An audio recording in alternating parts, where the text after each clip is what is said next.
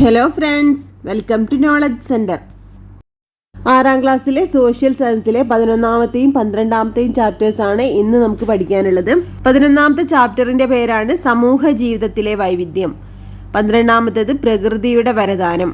സമൂഹ ജീവിതത്തിലെ വൈവിധ്യം എന്നുള്ള ചാപ്റ്ററിൽ നമുക്ക് അധികം പോയിന്റ്സ് ഒന്നും പഠിക്കാനില്ല. പിന്നെ പ്രകൃതിയുടെ വരദാനം എന്നുള്ള ചാപ്റ്ററാണ് കുറച്ചുകൂടി ഇമ്പോർട്ടൻ്റ് ആയുള്ള ചാപ്റ്റർ. അതുകൊണ്ട് പിന്നെ ആദ്യത്തെ ചാപ്റ്റർ ജസ്റ്റ് ഒന്ന് കേട്ടിരിക്കുക, അറിയാത്ത കാര്യങ്ങൾ നോട്ട് ചെയ്യട്ടോ. പ്രകൃതിയുടെ വരദാനം എന്നുള്ള ചാപ്റ്റർ കുറച്ചുകൂടി പോയിന്റ്സ് ഒക്കെ അടങ്ങിയിട്ടുള്ള ചാപ്റ്ററാണ്. അതുകൊണ്ട് സ്കിപ്പ് ചെയ്യാതെ ക്ലാസ് മുഴുവൻ കാണാൻ ശ്രമിക്കുക. ക്ലാസ് ഇഷ്ടപ്പെട്ടാൽ ഒന്ന് ലൈക്ക് ചെയ്യാനും അതുപോലെ നിങ്ങളുടെ അഭിപ്രായങ്ങളൊന്ന് കമൻറ്റ് ചെയ്യാനും മറക്കരുത്. ആദ്യം നമുക്ക് 11ാമത്തെ ചാപ്റ്റർ നോക്കാം. സമൂഹ ജീവിതത്തിലെ വൈവിധ്യം. തുടക്കത്തിൽ തന്നെ ഗോത്ര സമൂഹം എന്നുള്ള ഒരു ഹെഡിങ് ആണ് തന്നിട്ടുള്ളത്. കേരളത്തിലെ ഗോത്ര സമൂഹങ്ങളിൽ ഒന്നുമായി ബന്ധപ്പെട്ടൊരു ചിത്രമാണിത്. ഗോത്ര സമൂഹങ്ങൾ തനതായ ജീവിത രീതികളുണ്ട്. നമ്മുടെ ദേശത്തെ ആദ്യകാല സമൂഹങ്ങളുടെ പിന്മുറക്കാരാണിവർ. ഇന്നിവരിൽ ഭൂരിഭാഗം പേരും പൊതുവെ കാടുകളിലോ കുന്നിൻ മുകളിലോ ഉൾപ്രദേശങ്ങളിലോ ഒറ്റപ്പെട്ട് താഴ്വരകളിലോ താമസിക്കുന്നുവെന്ന് മാത്രം. അപ്പോൾ ഗോത്ര സമൂഹങ്ങൾ എന്താണെന്നാണ് കൊടുത്തിട്ടുള്ളത്. നമ്മുടെ ദേശത്തെ ആദ്യകാല സമൂഹങ്ങളുടെ പിന്മുറക്കാരാണിവർ. ഇന്നിവരിൽ ഭൂരിഭാഗം പേരും പൊതുവെ കാടുകളിലോ കുന്നിൻ മുകളിലോ ഉൾപ്രദേശങ്ങളിലോ ഒറ്റപ്പെട്ട താഴ്വരകളിലോ ആണ് താമസിക്കുന്നത്. അപ്പോൾ ഗോത്ര സമൂഹങ്ങൾ എന്താണെന്നാണ് കൊടുത്തിട്ടുള്ളത്. കേരളത്തിൽ വിവിധ തരം ഗോത്രവർഗ്ഗക്കാരുണ്ടായിരുന്നില്ലേ. അപ്പോൾ ഏതൊക്കെയാണെന്ന് നമുക്ക് നോക്കാം. എന്താണ് ഗോത്രം എന്ന് പറയുന്നത്? ബോക്സ് കൊടുത്തിട്ടുള്ളതാണ്. ഒരു പ്രദേശത്ത് താമസിക്കുകയും തനത് ഭാഷ സംസാരിക്കുകയും ചെയ്യുന്ന ജനവിഭാഗമാണ് ഗോത്ര സമൂഹം. അവർ സവിശേഷമായ ആചാരാനുഷ്ഠാനങ്ങൾ പിന്തുടരുന്നു. അപ്പോൾ ഒരു പ്രദേശത്ത് താമസിക്കുകയും അവിടുത്തെ ഒരു തനതായ ഭാഷ സംസാരിക്കുകയും ചെയ്യുന്ന ജനവിഭാഗമാണ് ഗോത്ര സമൂഹം എന്ന് പറഞ്ഞാൽ അവർക്ക് പ്രത്യേകമായിട്ടുള്ള ആചാരാനുഷ്ഠാനങ്ങളൊക്കെ അവർ പിന്തുടരുന്നുണ്ട്.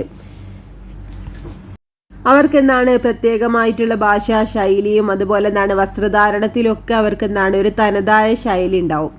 ഒരു ഭൂപ്രദേശത്ത് താമസിക്കുന്നവരായിരിക്കും. അതായത് തനത് ഭാഷ സംസാരിക്കുകയും അത് പ്രത്യേകമായിട്ടുള്ള വസ്ത്രങ്ങളും അതുപോലെ വ്യത്യസ്തമായിട്ടുള്ള ആചാരാനുഷ്ഠാനങ്ങളൊക്കെ പിന്തുടരുന്നവരാണ് ഗോത്ര സമൂഹങ്ങൾ എന്ന് പറഞ്ഞിട്ടുള്ളത്. ഇനി കേരളത്തിലെ വിവിധ ഗോത്രവർഗ്ഗങ്ങളെ കുറിച്ച് നിങ്ങൾ കേട്ടിട്ടുണ്ടാവും. ഓർത്തു നോക്കി ചില ഗോത്രവർഗ്ഗങ്ങളുടെ പേരുകൾ കണ്ടെത്തുക എന്ന് പറഞ്ഞിട്ടുണ്ട്. ഇവിടെ പണിയർ, കുറിച്യർ ഒക്കെ കൊടുത്തിട്ടുണ്ട്. ഇനി ഏതൊക്കെയാണ് നമ്മുടെ കേരളത്തിലുണ്ടായിരുന്ന ഗോത്രവർഗ്ഗ വിഭാഗങ്ങൾ?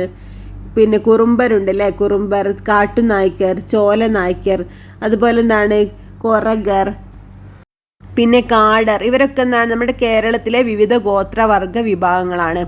കേരളത്തിലെ ഗോത്രവർഗ്ഗ വിഭാഗങ്ങളിൽപ്പെട്ട ആളുകളുടെ എണ്ണമൊക്കെ വളരെ കുറവാണ്. ഈ ചോലനായ്ക്കർ വിഭാഗത്തിലൊക്കെ ഉള്ള ആളുകൾ വിരലിലെണ്ണാവുന്ന കുടുംബങ്ങൾ മാത്രമേ ഇപ്പം ജീവിച്ചിരിപ്പുള്ളൂ. ഉള്ളവർ തന്നെ മലപ്പുറം ജില്ലയിലെ നിലമ്പൂർ ഭാഗത്തൊക്കെയാണ് ഇപ്പം താമസിക്കുന്നത്.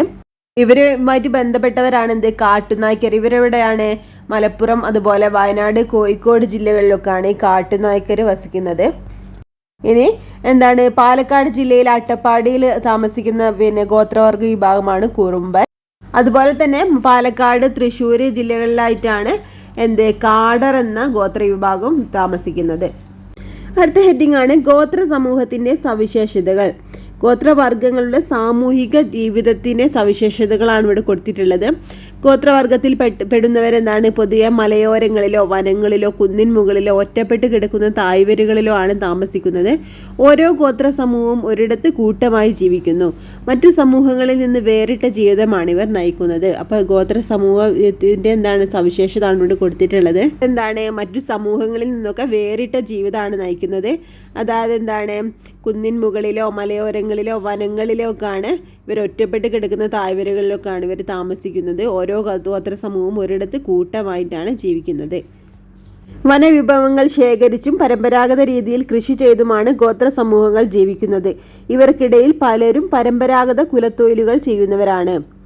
അപ്പോൾ വനവിഭവങ്ങൾ ശേഖരിച്ചും അതുപോലെ പരമ്പരാഗത രീതിയിൽ കൃഷി ചെയ്തൊക്കെയാണ് ഇവർ ഗോത്ര സമൂഹങ്ങൾ ജീവിക്കുന്നത്. ഇവർക്കിടയിൽ പലരും പരമ്പരാഗത കുലത്തൊഴിലുകളാണ് ചെയ്യുന്നത്. ഓരോ ഗോത്ര സമൂഹത്തിനും അവരുടേതായ ഭാഷയുണ്ട്. ഇവ തനതായ ലിപികളില്ലാത്ത സംസാര ഭാഷയാണ്. അപ്പോൾ ഓരോ ഗോത്ര സമൂഹത്തിനും വ്യത്യസ്തമായിട്ടുള്ള ഭാഷകളാണുള്ളത്. പ്രത്യേകമായിട്ട് ലിപികളില്ലാത്ത സംസാര ഭാഷയാണ് ഇവർ ഉപയോഗിക്കുന്നത്. കേരളത്തിലെ മലയ സമൂഹം ഉപയോഗിക്കുന്ന ചില പദങ്ങളാണ് ഇവിടെ കൊടുത്തിട്ടുള്ളത്. ഏതൊക്കെയാണെന്ന് നോക്കാം. വേണ്ടിയാര്, വേണ്ടിയാര് ഭാര്യയ്ക്ക് പറയുന്നതാണ് വേണ്ടിയാര്. അതുപോലെ വേത്താര് എന്ന് പറഞ്ഞാൽ ഭർത്താവാണ്. അപ്പൻ എന്ന് പറഞ്ഞാൽ അച്ഛന്, പേപ്പൻ അപ്പൂപ്പൻ. അതുപോലെ മോളാര് എന്ന് പറഞ്ഞാൽ മകളാണ്, മോനാര് മകൻ, ആച്ചി എന്ന് പറഞ്ഞാൽ ചേച്ചി, ചാട്ടൻ ജ്യേഷ്ഠൻ. ഇത് എന്താണ്? ഇത് മലയ ഗോത്ര സമൂഹത്തിൽ ഉപയോഗിക്കുന്ന ഭാഷയിലുള്ള പദങ്ങളാണ് ഇവിടെ തന്നിട്ടുള്ളത്. ഇതുപോലെ ഓരോ ഗോത്ര സമൂഹത്തിന് എന്താണ് വ്യത്യസ്തമായിട്ടുള്ള ഭാഷകളാണ്, സംസാര ഭാഷകളാണ് നിലവിലുള്ളത്. പിന്നെന്താണ് പ്രത്യേകമായിട്ട് ലിപികളൊന്നുമില്ലാത്ത സംസാര ഭാഷയാണ് ഇവർ പിന്തുടരുന്നത്. ഗോത്ര സമൂഹങ്ങൾ അവരുടെ ചരിത്രമോ അറിവുകളോ എഴുതി വെക്കാറുണ്ടായിരുന്നില്ല. അതുകൊണ്ട് തന്നെ ഗോത്ര സമൂഹങ്ങളുടെ നാട്ടറിവുകളോ നാടൻ പാട്ടുകളോ ഐതിഹ്യങ്ങളോ മറ്റുള്ളവർക്ക് പൊതുവെ പരിചിതമല്ല. അവരുടെ കലാരൂപങ്ങളും അനുഷ്ഠാനങ്ങളും മാറ്റങ്ങളോടെയാണെങ്കിലും ഇന്നും നിലനിൽക്കുന്നുണ്ട്. അപ്പം എന്താണ് പറഞ്ഞിട്ടുള്ളത്? ഗോത്ര സമൂഹങ്ങൾ അവരുടെ ചരിത്രവും അറിവുകളൊന്നും എഴുതി വെക്കാറുണ്ടായിരുന്നില്ല. അതുകൊണ്ട് തന്നെ എന്താണ് ഗോത്ര സമൂഹങ്ങളുടെ അറിവുകളും നാടൻ പാട്ടുകളും അതുപോലെ നാട്ടറിവുകളൊന്നും ഐതിഹ്യങ്ങളൊന്നും എന്താണ് മറ്റുള്ളവർക്ക് പൊതുവെ പരിചിതമല്ല.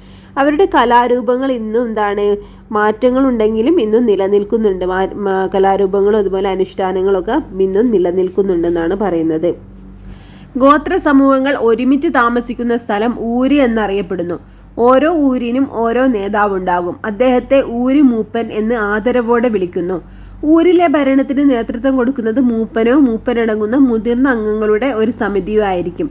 വിവാഹം, തർക്കങ്ങൾ, അനുഷ്ഠാന മുറകൾ എന്നിവയിലെല്ലാം തീരുമാനമെടുക്കാൻ മൂപ്പനോ മുതിർന്ന സമിതിക്കോ പരമാധികാരമുണ്ടായിരിക്കും. അപ്പം എന്താണ് പറഞ്ഞിട്ടുള്ളത്? ഗോത്ര സമൂഹങ്ങൾ ഒരുമിച്ച് താമസിക്കുന്ന സ്ഥലം ഊര് എന്നാണ് അറിയപ്പെടുന്നത്. അപ്പോൾ ഓരോ ഊരിനും ഓരോ നേതാവ് ഉണ്ടാകും. ഇദ്ദേഹത്തെ എന്താണ് ഊര് മൂപ്പൻ എന്നാണ് ഇവർ വിളിക്കുന്നത്. ഊരിലെ ഭരണത്തിന് നേതൃത്വം കൊടുക്കുന്ന ഇദ്ദേഹമായിരിക്കും. അതുപോലെ എന്താണ് വിവാഹങ്ങൾ, തർക്കങ്ങൾ, അനുഷ്ഠാന മുറകളിലൊക്കെ എന്താണ് തീരുമാനം എടുക്കാനുള്ള അധികാരം പൂർണ്ണ പരമാധികാരം ആർക്കായിരിക്കും? മൂപ്പനോ അതുപോലെ മുതിർന്ന സമിതിക്കോ ആയിരിക്കും. ഇതായിരുന്നു ഓരോ ഗോത്ര സമൂഹത്തിനുണ്ടായിരുന്ന കീഴ്വഴക്കങ്ങൾ. ഈ ഒരു രീതിയിലാണ് ഗോത്ര സമൂഹങ്ങളൊക്കെ മുന്നോട്ട് പോയിക്കൊണ്ടിരുന്നത്. അടുത്ത ഹെഡിങ് ആണ് ഗ്രാമസമൂഹം. പരമ്പരാഗത ഗ്രാമസമൂഹത്തിന്റെ സവിശേഷതകൾ എന്തെല്ലാമാണെന്ന് പരിശോധിക്കാം. ഗ്രാമപ്രദേശങ്ങളിൽ ജീവിക്കുന്നവർക്ക് പരസ്പരം അടുത്തറിയാം. അവർ തമ്മിൽ നല്ല അടുപ്പമുണ്ടായിരിക്കും. ഗ്രാമീണരുടെ വേഷം ലളിതമായിരിക്കും. ജീവിത രീതികൾ സങ്കീർണമല്ല. കൃഷിയും അനുബന്ധ തൊഴിലുകളുമാണ് പരമ്പരാഗത ഗ്രാമസമൂഹങ്ങളിൽ മുഖ്യം. കൈത്തൊഴിലുകൾ, കന്നുകാലി വളർത്തൽ, കരകൗശല വസ്തു നിർമ്മാണം തുടങ്ങിയവയും ഗ്രാമീണരുടെ ഉപജീവന മാർഗങ്ങളാണ്. അപ്പം എന്താണ് പറഞ്ഞിട്ടുള്ളത്? ഗ്രാമജീവിതത്തെ പറ്റിയിട്ടാണ്, ഗ്രാമസമൂഹത്തെ പറ്റിയിട്ടാണ് പറയുന്നത്. ഗ്രാമപ്രദേശങ്ങളിൽ ജീവിക്കുന്നവർക്ക് എന്താണ് പരസ്പരം അടുത്തറിയാമെന്ന് പറയുന്നത്. അവർ തമ്മിൽ നല്ല അടുപ്പമുണ്ടായിരിക്കും. അതുപോലെ ഗ്രാമീണരുടെ വേഷം എപ്പോഴും ലളിതമായിരിക്കും. ജീവിത രീതികളും അധികം സങ്കീർണമൊന്നുമല്ല. അതുപോലെ കൃഷിയും അനുബന്ധ തൊഴിലുകളാണ് പരമ്പരാഗത ഗ്രാമസമൂഹങ്ങളിൽ മുഖ്യമായിട്ടുണ്ടായിരുന്നത്. കൈത്തൊഴിലുകളും അതുപോലെ കന്നുകാലി വളർത്തൽ, കരകൗശല നിർമ്മാണം തുടങ്ങിയവയും ഗ്രാമീണരുടെ ഉപജീവന മാർഗങ്ങളാണ്. അടുത്ത ഹെഡിങ് ആണ് മാറുന്ന ഗ്രാമങ്ങൾ. എന്താണ് നമ്മുടെ ഗ്രാമങ്ങളിലൊക്കെ പണ്ടത്തെ പോലെ അല്ലല്ലേ, ഒരുപാട് മാറ്റങ്ങൾ വന്നിട്ടുണ്ട് അല്ലേ. ഗ്രാമങ്ങളിൽ പലതും പഴയ രൂപത്തിൽ തന്നെ നിലകൊള്ളുന്നില്ല. ഗ്രാമങ്ങൾ പട്ടണങ്ങളായും പട്ടണങ്ങൾ നഗരങ്ങളായും ചില നഗരങ്ങൾ എന്താണ് വൻ നഗരങ്ങളായും മാറുന്നു. നഗരം ഗ്രാമങ്ങളിലുള്ളവരെ തൊഴിൽ, വിദ്യാഭ്യാസം തുടങ്ങിയ കാര്യങ്ങളിലൂടെ ആകർഷിക്കുന്നു. മുംബൈ, ഡൽഹി, കൊൽക്കത്ത, ചെന്നൈ, ബാംഗ്ലൂർ, കൊച്ചി തുടങ്ങിയ നഗരങ്ങളിലേക്ക് വ്യാപകമായ കുടിയേറ്റമാണ് നടക്കുന്നത്. അപ്പോൾ മെച്ചപ്പെട്ട വിദ്യാഭ്യാസവും തൊഴിലൊക്കെ എന്താണ് ഈ ഒരു കാര്യങ്ങളൊക്കെ എന്താണ് ഗ്രാമപ്രദേശങ്ങളിൽ ജീവിക്കുന്നവരെന്താണ് നഗരങ്ങളിലേക്ക് ആകർഷിക്കുകയാണ്. മുംബൈ, ഡൽഹി, കൊൽക്കത്ത, ചെന്നൈ, ബാംഗ്ലൂർ, കൊച്ചി തുടങ്ങിയ നഗരങ്ങളിലേക്കൊക്കെ വ്യാപകമായിട്ടുള്ള കുടിയേറ്റമാണ് ഇപ്പം നടക്കുന്നത്. ഗ്രാമപ്രദേശങ്ങളിലുള്ളവരൊക്കെ എന്താണ് ഈ ഒരു നഗരപ്രദേശങ്ങളിലേക്കൊക്കെ മാറി താമസിക്കാൻ തുടങ്ങിയിട്ടുണ്ട്. അടുത്ത ഹെഡിങ് ആണ് നഗര സമൂഹം. നഗരങ്ങളുടെ സവിശേഷതകളാണ് ഇവിടെ തന്നിട്ടുള്ളത്. വൈവിധ്യങ്ങളുടെ കേന്ദ്രം. പല ഭാഷകൾ സംസാരിക്കുന്നവരുണ്ടാവും. അതുപോലെ പല വേഷങ്ങൾ അണിയുന്നവർ, വിവിധ ഭക്ഷണ രീതികൾ പിന്തുടരുന്നവരൊക്കെ ആയിരിക്കും നഗരങ്ങളിൽ താമസിക്കുന്നവർ. അതുപോലെ പലവിധ തൊഴിലുകളുടെ ദേശമായിരിക്കും. അതായത് വ്യവസായത്തോടും വ്യാപാരത്തോടും ഒക്കെ ബന്ധപ്പെട്ട തൊഴിലുകളായിരിക്കും. അതുപോലെ തൊഴിലുകൾ വിവിധ സാമ്പത്തിക സാമൂഹിക വർഗങ്ങളെ ഉണ്ടാക്കുന്നു എന്ന് പറയുന്നുണ്ട്. അതായത് ഓരോ തൊഴിലുകൾ എന്താണ് ഓരോ സാമ്പത്തിക സാമൂഹിക വർഗങ്ങളെ ഉണ്ടാക്കുന്നു. തൊഴിൽ സംഘടനകൾ രൂപം കൊള്ളുന്നു. ഇവയൊക്കെ എന്താണ് നഗരത്തിന്റെ സവിശേഷതകളാണ്. അതുപോലെ വലിയ കെട്ടിടങ്ങളുടെ കേന്ദ്രമായിരിക്കും ഫ്ലാറ്റുകളും അതുപോലെ എന്താണ് മാളുകൾ, സൂപ്പർ മാർക്കറ്റുകൾ, ബംഗ്ലാവുകൾ. ഇതൊക്കെ എന്താണ് നഗരത്തിൻ്റെ സവിശേഷതകളാട്ടോ. അതുപോലെ നാഗരിക ജീവിത രീതികൾ എങ്ങനെയായിരിക്കും, ഫാഷനുകളും ആധുനിക ജീവിത ശൈലികളും അതുപോലെ വൈവിധ്യപൂർണമായ ജീവിത ശൈലികളൊക്കെ ആയിരിക്കും നാഗരിക ജീവിത രീതികൾ എന്ന് പറഞ്ഞാൽ. ഇനി കൂടുതൽ ജനസാന്ദ്രത ഉണ്ടാവും, അതുപോലെ എന്താണ് ചേരി പ്രദേശങ്ങളും ഉണ്ടാവും അല്ലേ. ആളുകൾ തിങ്ങിപ്പാർക്കുന്ന പ്രദേശങ്ങളാണല്ലേ ചേരി പ്രദേശങ്ങൾ എന്ന് പറയുന്നത്. ഇതൊക്കെയാണ് എന്ത് നഗരത്തിൻ്റെ സവിശേഷതകൾ. ഈ ഒരു ജീവിത രീതികളൊക്കെ എന്താണ് നമ്മുടെ സമൂഹത്തിനും അതുപോലെ പ്രകൃതിക്കൊക്കെ പല ദോഷങ്ങളും ഉണ്ടാക്കുന്നുണ്ട്. ഇനി ഇവിടെ തന്നിട്ടുള്ളത് നഗരത്തിലെ പ്രശ്നങ്ങളുടെ പരിഹാര മാർഗങ്ങൾ എന്നാണ്. എന്തൊക്കെയാണ്? ചിട്ടയോടെയുള്ള ആസൂത്രണം, പാരിസ്ഥിതിക പ്രശ്നങ്ങൾ ഉണ്ടാക്കാത്ത നിർമ്മാണ പ്രവർത്തനങ്ങൾ, പാർപ്പിട നയം, ജീവിതം സുഗമമാക്കാനുള്ള അടിസ്ഥാന സൗകര്യങ്ങൾ. ഇതൊക്കെയാണ് നഗരത്തിലെ പ്രശ്നങ്ങളുടെ പരിഹാര മാർഗങ്ങൾ എന്നാണ് കൊടുത്തത്. ഇത് നമ്മൾ ഈ ഒരു ചാപ്റ്ററിൽ പഠിച്ചിട്ടുള്ളത് എന്താണെന്നൊരു ഡയഗ്രം ആയിട്ട് കൊടുത്തിട്ടുണ്ട്. വിവിധ ജീവിത രീതികളല്ലേ, ഗോത്ര സമൂഹം, ഗ്രാമസമൂഹം, നഗര സമൂഹം എന്ന് കൊടുത്തിട്ടുണ്ട്. ഇനി ഗോത്ര സമൂഹത്തിനായി സവിശേഷതകൾ എന്താണെന്ന് നമ്മൾ പഠിച്ചു. അതുപോലെ ഗ്രാമസമൂഹത്തിൽ പരമ്പരാഗത ഗ്രാമത്തിൻ്റെ സവിശേഷതകളും ഗ്രാമസമൂഹത്തിൽ വന്ന മാറ്റങ്ങൾ എന്താണെന്നൊക്കെ പഠിച്ചില്ലേ. ഇനി നഗര സമൂഹത്തിൽ സവിശേഷതകൾ എന്താണെന്ന് പഠിച്ചു. അതുപോലെ നാഗരിക പ്രശ്നങ്ങളും പരിഹാര മാർഗങ്ങളും ഒക്കെ പഠിച്ചു. അപ്പോൾ ഇത്രയാണ് ഈ ഒരു ചാപ്റ്ററിലുള്ളത്. ഒരുപാട് പോയിന്റ്സ് നമുക്ക് പഠിക്കാനുള്ള പോയിന്റ്സ് ഒന്നും ഒരുപാടൊന്നുമില്ല, എന്നാലും കുറച്ചൊക്കെ ജസ്റ്റ് ഒന്ന് അറിയാത്ത കാര്യങ്ങളൊക്കെ ഒന്ന് നോട്ട് ചെയ്യാം കേട്ടോ. നമുക്കിനി നെക്സ്റ്റ് ചാപ്റ്റർ നോക്കാം. 12ാമത്തെ ചാപ്റ്ററിന്റെ പേരാണ് പ്രകൃതിയുടെ വരദാനം. ഈ ഒരു ചാപ്റ്ററിന്റെ തുടക്കത്തിൽ തന്നെ കൊടുത്തിട്ടുള്ളതാണ്. ലോകത്തിലെ ഏറ്റവും സമ്പന്നമായ രാഷ്ട്രം പസഫിക് സമുദ്രത്തിൽ സ്ഥിതി ചെയ്യുന്ന വെറും 21 ചതുരശ്ര കിലോമീറ്റർ മാത്രം വിസ്തൃതിയുള്ള നൗറു എന്ന ദ്വീപിനെ വിശ്വവിഖ്യാത മാസിക നാഷണൽ ജിയോഗ്രഫിക് 1976 വിശേഷിപ്പിച്ചത് ഇങ്ങനെയാണ്: നിറയെ പച്ചപ്പുള്ള ഈ ദ്വീപ് ഒരിക്കൽ നിരവധി ദേശാടന പക്ഷികളുടെ അഭയകേന്ദ്രമായിരുന്നു. എന്നാൽ ഇന്ന് നൗറു ഒരു തരിശു ഭൂമിയാണ്. ദ്വീപിലെ വിഭവങ്ങളെല്ലാം തുടച്ചു നീക്കപ്പെട്ടു. എങ്ങും പവിയപ്പുറ്റുകൾ മാത്രം എഴുന്നു നിൽക്കുന്ന വിജനഭൂമി. എന്തുകൊണ്ട് നൗറു ഇങ്ങനെയായി എന്നറിയണ്ടേ? രാസവള നിർമ്മാണത്തിന് ഉപയോഗിക്കുന്ന ഫോസ്ഫേറ്റ് എന്ന ധാതു വിഭവത്താൽ സമ്പന്നമായിരുന്നു നൗറു. 1888 ജർമ്മനി അവിടെ കോളനി സ്ഥാപിച്ച് ഫോസ്ഫേറ്റ് ഖനനം തുടങ്ങിയതോടെ ദ്വീപിന്റെ ദുരവസ്ഥ തുടങ്ങി.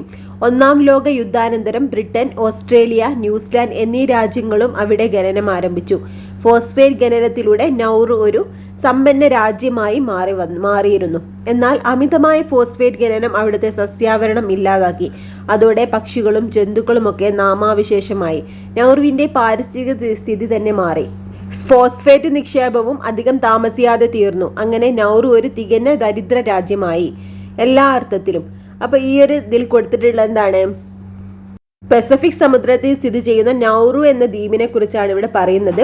1976 നാഷണൽ ജിയോഗ്രഫിക് മാസിക എന്താണ് ലോകത്തിലെ ഏറ്റവും സമ്പന്നമായ രാഷ്ട്രം എന്നാണ് ഇതിനെ വിശേഷിപ്പിച്ചത്. നിറയെ പച്ചപ്പുള്ളൊരു ദ്വീപായിരുന്നു ഇത്. എന്തായാലും ദേശാടന പക്ഷികളാലും അതുപോലെ തന്നെ ധാതു വിഭവങ്ങളാലൊക്കെ സമ്പുഷ്ടമായിരുന്നു ഇവിടെ. എന്നാൽ 1888 ജർമ്മനി അവിടെ കോളനി സ്ഥാപിച്ച് ഫോസ്ഫേറ്റ് ഖനനം തുടങ്ങിയതോടെ എന്താണ് ദ്വീപിന്റെ ദുരവസ്ഥ തുടങ്ങിയെന്നാണ് പറയുന്നത്. പിന്നെ 1-ാം ലോക യുദ്ധാനന്തരം ബ്രിട്ടൻ, ഓസ്ട്രേലിയ, ന്യൂസിലാൻഡ് എന്നീ രാജ്യങ്ങളൊക്കെ അവിടെ ഖനനം ആരംഭിച്ചു. ഫോസ്ഫേറ്റ് ഖനനത്തിലൂടെ നൗറു ഒരു സമ്പന്ന രാജ്യമായി മാറിയിരുന്നു. എന്നാൽ അമിതമായിട്ടുള്ള ഫോസ്ഫേറ്റ് ഖനനം അവിടുത്തെ സസ്യാവരണം ഇല്ലാതാക്കി. അതോടെ പക്ഷികളും ജന്തുക്കളും ഒക്കെ നാമാവിശേഷമായി. ഫോസ്ഫേറ്റ് നിക്ഷേപവും അധികം താമസിയാതെ തീർന്നു. അങ്ങനെ ഒരു നൗറു ഒരു തികഞ്ഞ ദരിദ്ര രാജ്യമായി മാറി എന്നാണ് പറഞ്ഞിട്ടുള്ളത്.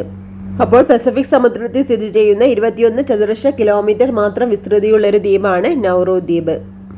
ഇനി എന്താണ് പ്രകൃതി വിഭവങ്ങൾ എന്ന് പറഞ്ഞാല്, പ്രകൃതിയിൽ കാണുന്നതും മനുഷ്യന് ഉപയോഗപ്രദവുമായ വസ്തുക്കളെയാണ് വിഭവങ്ങൾ എന്ന് പറയുന്നത്. പ്രകൃതിയിൽ നിന്ന് ലഭിക്കുന്ന ചില വിഭവങ്ങളുടെ ചിത്രങ്ങളാണ് ഇവിടെ കൊടുത്തിട്ടുള്ളത്. ശിലകൾ, ജലം, മണ്ണ്, കാറ്റ്, ധാതുക്കൾ, സൂര്യപ്രകാശം ഇവയൊക്കെയാണ് എന്ത് പ്രകൃതിയിൽ നിന്ന് ലഭിക്കുന്ന വിഭവങ്ങൾ. പ്രകൃതിയിൽ നിന്ന് ലഭിക്കുന്നതും അതുപോലെ എന്താണ് മനുഷ്യന് ഉപയോഗപ്രദവുമായ വസ്തുക്കളെയാണ് നമ്മൾ വിഭവങ്ങൾ എന്ന് പറയുന്നത്. ശിലകൾ, ജലം, മണ്ണ്, കാറ്റ്, ധാതുക്കൾ, സൂര്യപ്രകാശമൊക്കെ എന്താണ് പ്രകൃതി വിഭവങ്ങളാണ്. എന്നാൽ ഈ ഒരു വിഭവങ്ങളിൽ എക്കാലത്തും ലഭ്യമായ വിഭവങ്ങളുണ്ട്, അതുപോലെ ഉപയോഗത്തിനനുസരിച്ച് തീർന്നു പോകുന്ന വിഭവങ്ങളുമുണ്ട്. അത് ഏതൊക്കെയാണെന്ന് നോക്കാം. ഇവിടെ തന്നിട്ടുള്ളത് കാറ്റ്, കൽക്കരി, ജലം, പ്രകൃതിവാതകം, സൂര്യപ്രകാശം, വനം, പെട്രോളിയം, മണ്ണ്, ഇരുമ്പയിര് ഇതൊക്കെ ഇവിടെ തന്നിട്ടുണ്ട്. ഇതിൽ ഏതൊക്കെയാണ് നമുക്ക് ഉപയോഗത്തിനനുസരിച്ച് തീർന്നു പോകുന്നത്? കാറ്റും അതുപോലെ ജലം, അതുപോലെ സൂര്യപ്രകാശം, വനം, മണ്ണ്, അതൊന്നും നമുക്ക് എന്താണ് നമ്മൾ ഉപയോഗത്തിനനുസരിച്ച് തീർന്നു പോകുന്നതല്ല, പിന്നെയും പുനഃസ്ഥാപിക്കുന്നതാണല്ലേ. പക്ഷെ എന്താണ്, കൽക്കരി, അതുപോലെ പ്രകൃതിവാതകം, പെട്രോളിയം, പിന്നെ ഇരുമ്പയിര്, ഇതൊക്കെ എന്താണ്, ധാതുക്കളാണ് അല്ലേ. ഇതൊക്കെ നമ്മുടെ ഉപയോഗത്തിനനുസരിച്ച് പ്രകൃതിയിൽ നിന്നും നഷ്ടമാവുന്നവയാണ്. അപ്പോൾ എക്കാലത്തും നിലനിൽക്കുന്ന വിഭവങ്ങൾ നമുക്ക് എന്ത് പറയാം, പുനഃസ്ഥാപിക്കാൻ കഴിയുന്ന വിഭവങ്ങൾ എന്ന് പറയാം അല്ലേ. എന്നാൽ എന്താണ്, നമ്മുടെ ഉപയോഗത്തിനനുസരിച്ച് തീർന്നു പോകുന്ന വിഭവങ്ങളെ പുനഃസ്ഥാപിക്കാൻ കഴിയാത്ത വിഭവങ്ങൾ എന്ന് പറയാം.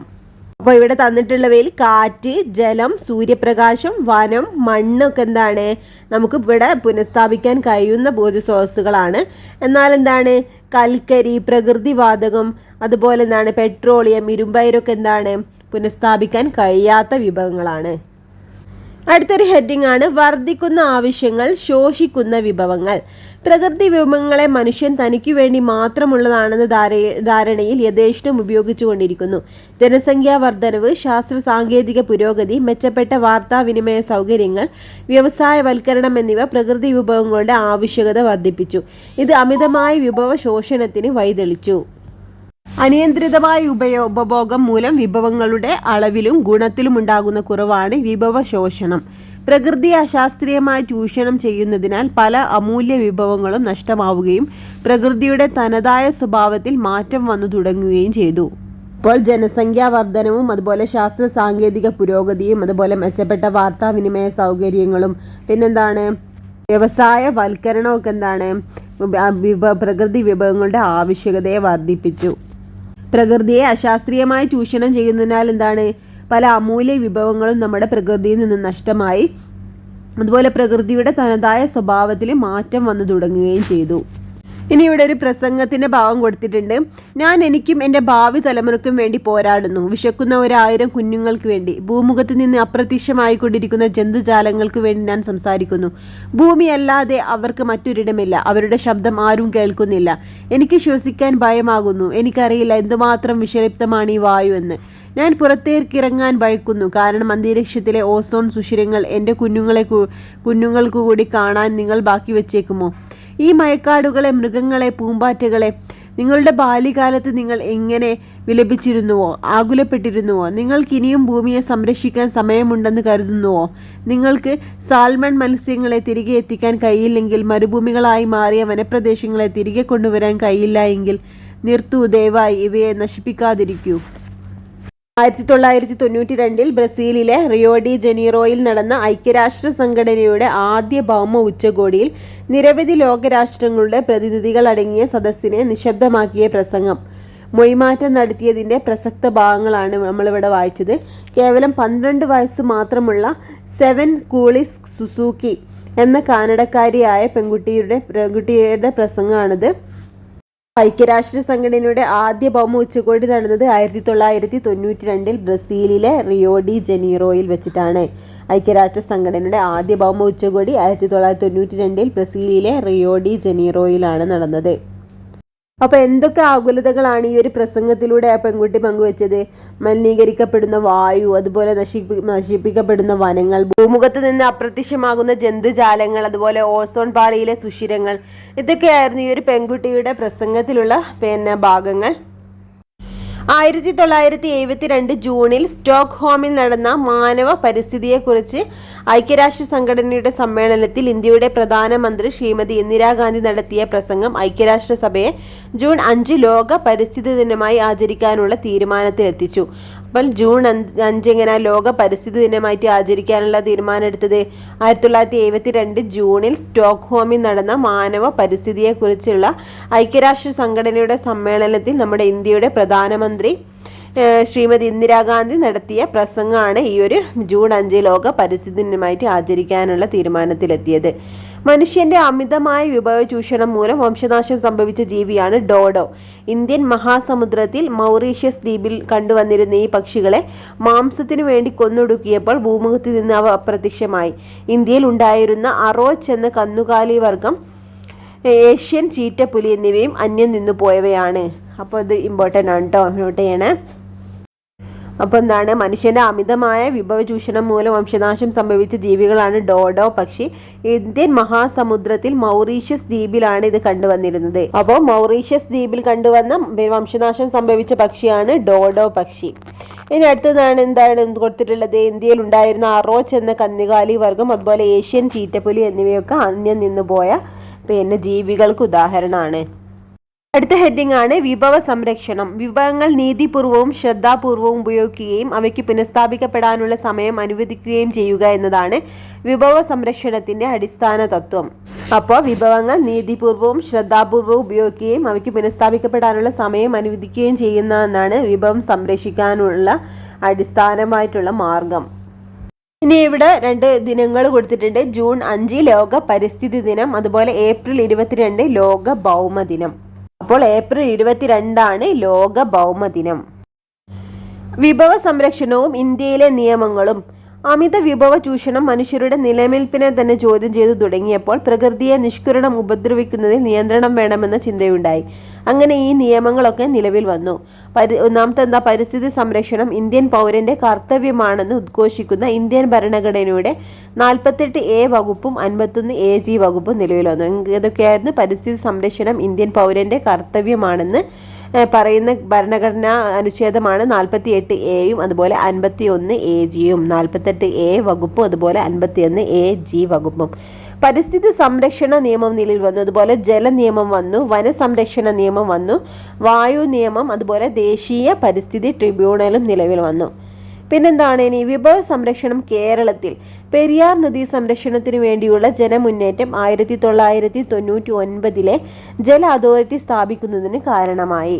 ഇത്തരത്തിലുള്ള ജനകീയ മുന്നേറ്റങ്ങളിലൂടെയും സർക്കാർ തലത്തിലുള്ള ഇടപെടലുകളിലൂടെയും നിരവധി നിയമങ്ങൾ വിഭവ സംരക്ഷണവുമായി ബന്ധപ്പെട്ട് കേരളത്തിൽ നിലവിൽ വന്നിട്ടുണ്ട്. ഉദാഹരണം നെൽവയൽ സംരക്ഷണ നിയമം, അതുപോലെ തണ്ണീർത്തട സംരക്ഷണ നിയമമൊക്കെ ഇങ്ങനെ കേരളത്തിൽ നിലവിൽ വന്നിട്ടുള്ള നിയമങ്ങളാണ്. അപ്പോൾ നമ്മൾ എന്താ പഠിച്ചത്, 1999 ആണ് ജല അതോറിറ്റി സ്ഥാപിക്കുന്നത് അല്ലേ.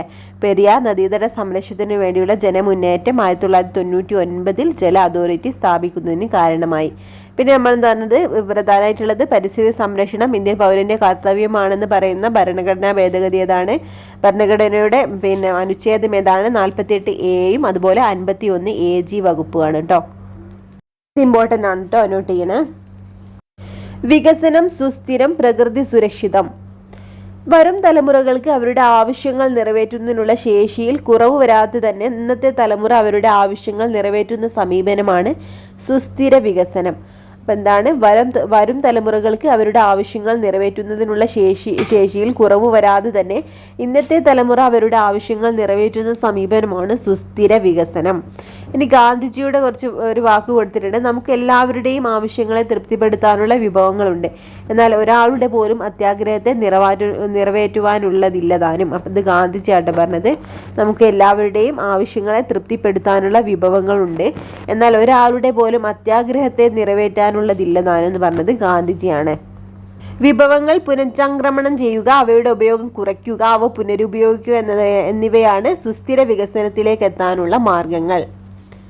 നമ്മുടെ ഈ ഒരു ചാപ്റ്റർ ഇവിടെ കംപ്ലീറ്റ് ആയിട്ടുണ്ട്. എന്തൊക്കെയാണ് നമ്മൾ പഠിച്ചതെന്നൊരു ഡയഗ്രാം ആക്കി കൊടുത്തിട്ടുണ്ട്. വിഭവങ്ങൾ എന്താണെന്ന് പഠിച്ചില്ലേ. വിഭവങ്ങൾ പുനഃസ്ഥാപിക്കാൻ കഴിയുന്നവ അല്ലെങ്കിൽ പുനഃസ്ഥാപിക്കാൻ കഴിയാത്തവ ഈ 2 വിധം ഉണ്ട് അല്ലേ. അതുപോലെ വിഭവ ശോഷണം എന്താണെന്ന് പഠിച്ചു, പിന്നെ വിഭവ സംരക്ഷണവും പഠിച്ചില്ലേ. ഇത്രയൊക്കെയാണ് ഈ ഒരു ചാപ്റ്ററിൽ പഠിച്ചത്. അപ്പോൾ ഇമ്പോർട്ടൻ്റ് ആണെന്ന് പറഞ്ഞ കാര്യങ്ങളൊക്കെ ഒന്ന് നോട്ട് ചെയ്ത് പഠിക്കട്ടോ. നമ്മുടെ 6ാം ക്ലാസ്സിലെ സോഷ്യൽ സയൻസും ഇപ്പോൾ ഇവിടെ കംപ്ലീറ്റ് ആയിട്ടുണ്ട്, അതുപോലെ ബേസിക് സയൻസും കംപ്ലീറ്റ് ആയിട്ടുണ്ട്. ഇനി നമുക്ക് 7ാം ക്ലാസ്സിലെ ചാപ്റ്റേഴ്സ് ആണ് ഇനി സ്റ്റാർട്ട് ചെയ്യുന്നത് നെക്സ്റ്റ് ക്ലാസ്സിൽ. അപ്പോൾ നമുക്ക് പുതിയൊരു ക്ലാസ്സുമായിട്ട് അടുത്ത വീഡിയോ കാണാം. Okay friends, thank you.